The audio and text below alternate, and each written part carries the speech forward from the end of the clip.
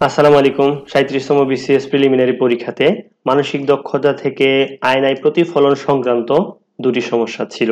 আমরা খুব ভালোভাবে বোঝার চেষ্টা করব যাতে আপনি আয়নায় প্রতিফলন সংক্রান্ত যাবতীয় সমস্যা পরবর্তীতে সমাধান করতে পারেন। প্রথম প্রশ্ন, কোনটি প্রদত্ত চিত্র এর আয়নায় প্রতিফলন? এখানে একটা চিত্র দেওয়া আছে, এটাকে আয়নায় দেখলে কেমন হবে? অপশন ABCD থেকে আপনাকে বেছে নিতে হবে।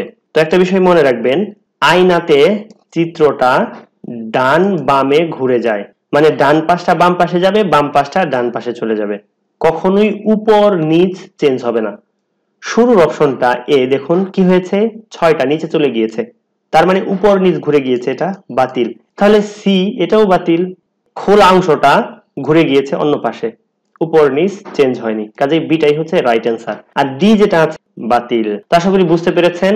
আরেকটা পদ্ধতি আছে, আপনি যখন এই ধরনের প্রশ্ন দেখবেন একটু জোরে কলম ঘোরাবেন এই চিত্রের উপর দিয়ে, তারপরে খাতাটাকে সোজা রেখে ডানে বামে এভাবে ভাঁজ করবেন। তো এইভাবে ভাঁজ করে এই দিকে উল্টে দিবেন, উল্টে দেওয়ার পরে অপর পাশ থেকে যে চিত্রটা আপনি দেখতে পাবেন সেটাই হবে আপনার রাইট অ্যান্সার। কিন্তু একটা বিষয় লক্ষ্য রাখবেন, খাতাটাকে আপনি ঘোরাবেন না, উপর পাটটা সবসময় উপরের দিকে থাকবে, নিচের পাটটা সবসময় নিচের দিকেই থাকবে। অথবা আপনি এই পাশে ভাঁজ করে এই পাশে এইদিকে উল্টে দিতে পারেন।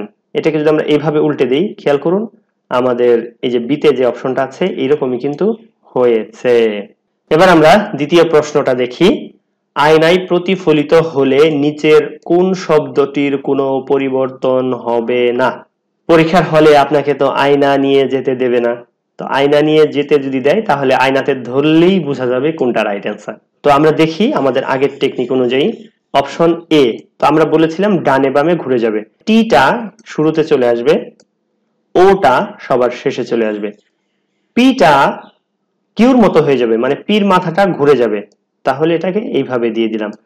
তাহলে এটা কিন্তু চেঞ্জ হয়ে গিয়েছে, তার মানে অপশন এ বাতিল। অপশন বিটাকে আমরা পেজ ভেঙে এই দিকে উল্টে দিব, যদি উল্টে দেই তখন দেখুন কেমন দেখা যায়। এটা কি মিলেছে? এই যে এই দাগ ছিল এটা ঠিক আছে, এই দাগ ছিল এটা ঠিক আছে, কিন্তু এইভাবে যে একটা ছেদক ছিল এইটা ঘুরে গিয়েছে, এইভাবে হয়ে গিয়েছে। এরপরে সি খেয়াল করুন, এই যে এই পাশে উন্মুক্ত অংশটা আছে এস এর, এটা ঘুরে যাবে, অপর দিকে চলে যাবে, তার মানে এটা হচ্ছে না। অপশন ডি এটাই হবে আমাদের রাইট অ্যান্সার। তো কিভাবে? আমরা টি কে যদি ঘুরাই, টির এই মাথাও যেরকম এই মাথাও একই রকম, কাজেই ডান বাম যদি ঘুরে যায় তাহলে কোনো চেঞ্জ হবে না। এই ওটাকে এই পাশে নিয়ে আসি, এরপর এখানে টি আছে এখানে নিয়ে আসি, এই টিটাকে এখানে নেই, এরপরে শুরুর ওটাকে সবার শেষে নিয়ে যাই, দেখুন তো কোনো চেঞ্জ হলো? কোনো চেঞ্জ হলো না। আমরা পেজ ভাঙা পদ্ধতিতে দেখাচ্ছি আপনাদেরকে, এটাকে এইভাবে ভেঙে এই দিকে আমরা উল্টে দিব, উল্টে দেওয়ার ফলে খেয়াল করুন আমাদের কোনো পরিবর্তন হয়নি। তো আশা করি বুঝতে পেরেছেন এবং আপনি পরবর্তী সমস্যাগুলো খুব সহজে সমাধান করতে পারেন। আমাদের ভিডিও যদি ভালো লাগে অবশ্যই মন্তব্য করে জানাবেন, আর আপনারা কোন প্রশ্নটা বুঝতেছেন না সেটা জানালে আমরা সমাধান দেওয়ার চেষ্টা করব। আল্লাহ হাফেজ।